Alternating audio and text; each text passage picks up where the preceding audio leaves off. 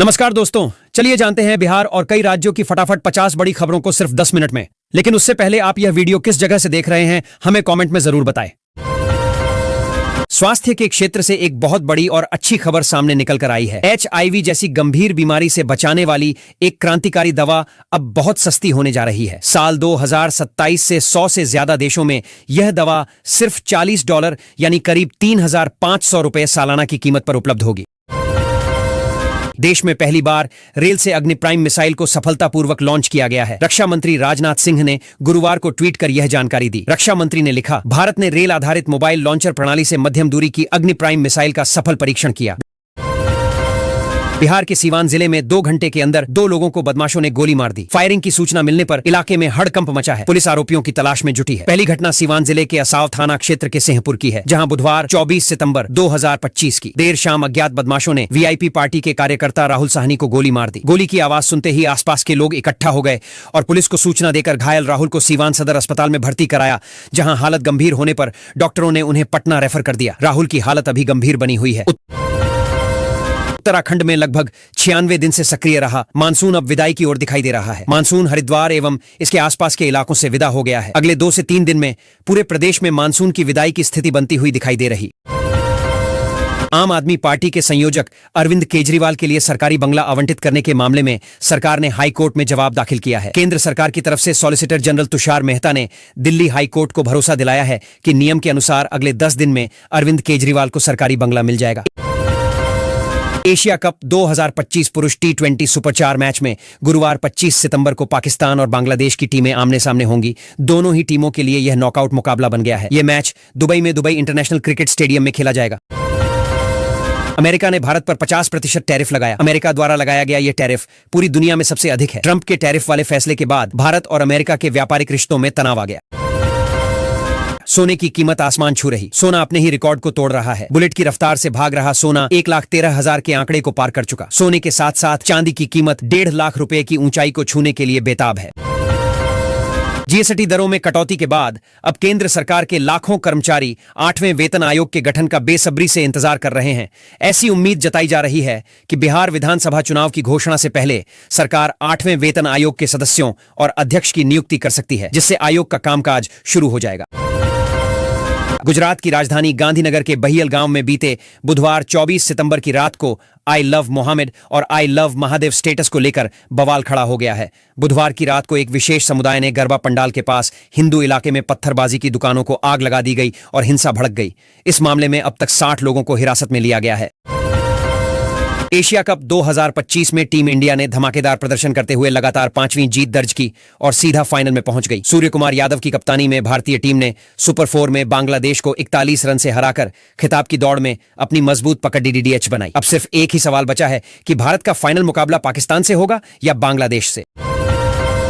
चुनाव आयोग की तरफ से वोटिंग और काउंटिंग प्रक्रिया में कई बदलाव किए जा रहे हैं। आने वाले नवंबर में बिहार में विधानसभा चुनाव हैं, जहां इन बदलावों का असर नजर आएगा। पिछले 6 महीनों की बात की जाए तो अब तक 30 बदलाव चुनाव आयोग कर चुका है।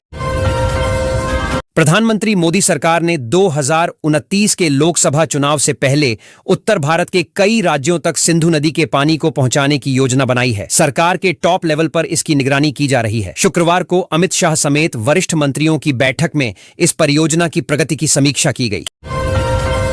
केंद्र शासित प्रदेश लद्दाख को पूर्ण राज्य का दर्जा देने और इस केंद्र शासित प्रदेश को संविधान की 6ठी अनुसूची में शामिल करने की मांग पर हजारों युवाओं ने बुधवार को लेह की सड़कों पर हंगामा, आगजनी, हिंसा और उपद्रव किया। बिहार विधानसभा चुनाव को लेकर भाजपा ने बद्धा फैसला लिया। पार्टी की तरफ बिहार चुनाव को लेकर प्रभारी और सह प्रभारी का लिस्ट जारी कर दिया गया है। दरअसल बिहार में अगले महीने तक विधानसभा चुनाव को लेकर तारीखों का ऐलान कर दिया जाएगा। भारत ने अपनी नई पीढ़ी की अग्नि प्राइम मिसाइल का सफल परीक्षण किया है, जो रेल आधारित मोबाइल लॉन्चर से दागी गई इस मिसाइल की रेंज 2000 किलोमीटर है और इसे रक्षा अनुसंधान और विकास संगठन और स्ट्रेटेजिक फोर्सेस कमांड ने मिलकर लॉन्च किया है। उत्तर प्रदेश के हापुड़ जिले से एक बेहद चौंकाने वाला मामला सामने आया है। यहां एक नशेड़ी के पेट से सर्जरी के जरिए 22 स्टील के चम्मच, 19 टूथब्रश और 2 नोकदार पेन निकाले गए। इस घटना से डॉक्टर्स हैरान हैं। देश के कई राज्यों में डेंगू के मामले तेजी से बढ़ रहे हैं। यह बीमारी एडीज इजिप्टी मच्छर के काटने से फैलती है, जो एक वायरस के जरिए शरीर में प्रवेश कर प्लेटलेट्स को प्रभावित करता है। अमेरिका के राष्ट्रपति डोनाल्ड ट्रंप ने हाल ही में एक बयान देकर दुनिया भर में हलचल मचा दी। उन्होंने दावा किया कि आमतौर पर इस्तेमाल की जाने वाली दर्द और बुखार की दवा पैरासिटामोल गर्भावस्था में बच्चे में ऑटिज्म और एडीएचडी का खतरा बढ़ा सकती है। नवरात्रि के पहले दिन 22 सितंबर goods and services tax GST में भारी कटौती का तोहफा देने के बाद प्रधानमंत्री नरेंद्र मोदी ने एक और खुशखबरी दी है। पीएम मोदी ने भविष्य में टैक्स में और ज्यादा कमी का संकेत दिया है। पीएम मोदी ने कहा कि अर्थव्यवस्था की मजबूती के साथ टैक्स कम होता जाएगा। उन्होंने यह भी कहा कि 2014 में 1 लाख की खरीदारी पर करीब 25,000 का टैक्स लगता था, जो अब घटकर 5 से 6,000 रह गया है।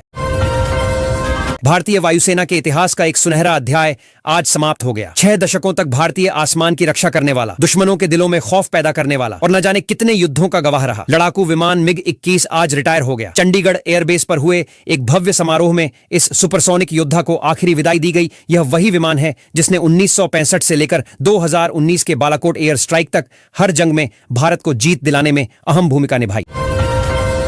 प्रधानमंत्री नरेंद्र मोदी ने बिहार में मुख्यमंत्री रोजगार योजना की शुरुआत की। उन्होंने 26 सितंबर की सुबह 11 बजे वीडियो कॉन्फ्रेंसिंग के जरिए इस योजना के तहत 75 लाख महिलाओं के खातों में 10-10 हजार रुपए ट्रांसफर किए। त्योहारी सीजन के दौरान स्टॉकिस्टों की भारी मांग के बीच सोने चांदी की कीमतों में उछाल देखने को मिला। शुक्रवार को राजधानी दिल्ली में चांदी की कीमत 1,900 रुपए की तेजी के साथ 1,41,900 रुपए प्रति किलोग्राम के नए उच्च स्तर पर पहुंच गई।